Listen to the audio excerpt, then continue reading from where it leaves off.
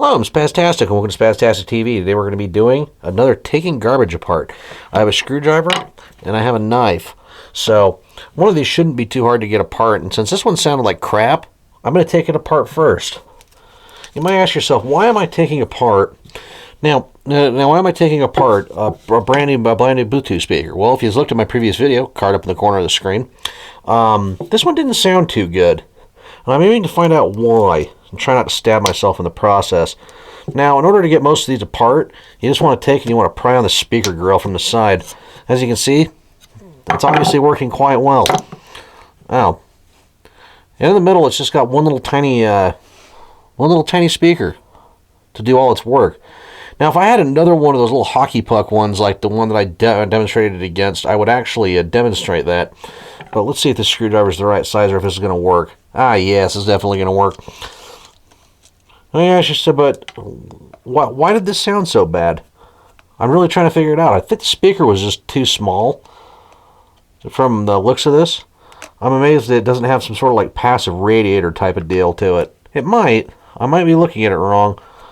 But I also noticed one thing that this speaker didn't have, and it didn't have an aux input, which would have defeated the purpose of it to be used for what I was going to use it for, which is a little external speaker for a little device that I'm going to show in the future. Come apart. Yes, yes. Now, what I really wanted to see was the battery in here, which, yeah, that's a little tiny crappy 4-ohm speaker in there. Not a very big magnet. This board should just pop right out. Or not. Come on out. Come on out. Oh, it's got a screw holding in it. No wonder. Figures I wouldn't be the type of person to take the screws out. But I was mostly curious about the battery that was in here, as well as why did it sound so poor. It looks like it had a little bit of a radiator, but not really. But it just has this little 3.7 volt battery that's stuck in here. One of those little flat kind that if you decide you wanted to puncture it would catch on fire, which I'm not going to do. But that's taking apart that one. Let's see if we can get this one apart. And I'm pretty sure that in the last video I was saying that, oh, it has a nickel metal hydride battery in it. I was wrong. And yet again, I'm really close to hurting myself. Because I'm aiming a big-ass M-Tech knife at my wrist. What could possibly go wrong, you might ask? The answer to that's every fucking thing. And see, this one has pretty much the exact same speaker in it, and it looks like no radiator to it whatsoever. They're the exact same speaker, but somehow this one sounded a little better. Way to go, Walmart. No wonder these things are not very good. Where's the screws? The screws are in the corners.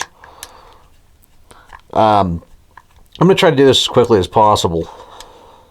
Bet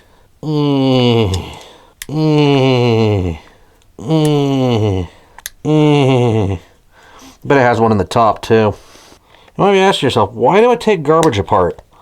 Well, because if you don't take garbage apart sometimes, you don't find out that some things are just cheap crap like this. Like, I'm pretty sure this speaker's going to have a bigger magnet on it than the other one did. I cannot get this apart. Come apart. Get my wrist into a safe location. You know what seems smart? Is jamming a knife into something with a lithium-ion battery in it. But yeah. Let's see. It's the same exact 4-ohm speaker, just with a slightly bigger magnet on it. And it appears that it has a lithium phosphate battery in it, which you can see right in there. It's all covered up with shit. Not exactly sure what milliamp hour it has to it, but yeah. These little on Bluetooth speakers. Cheap as shit. I wouldn't waste my money on it. But yeah, that's how you get them apart. I should pull the little board and everything out, but there's no reason to. And on the back of here, if you can see really deep there in the back, where my thumb's covering up, I guess you can't really see it, but it does actually have a passive radiator that goes out the back of it, and I think that's part of the reason why it sounded better than the other hockey puck speaker. But yeah, that's just taking some cheap crap apart without video padding this time. So I'm Spaztastic, you're watching Spaztastic TV, and here's some Walmart garbage. I think that's enough for the On products for a while.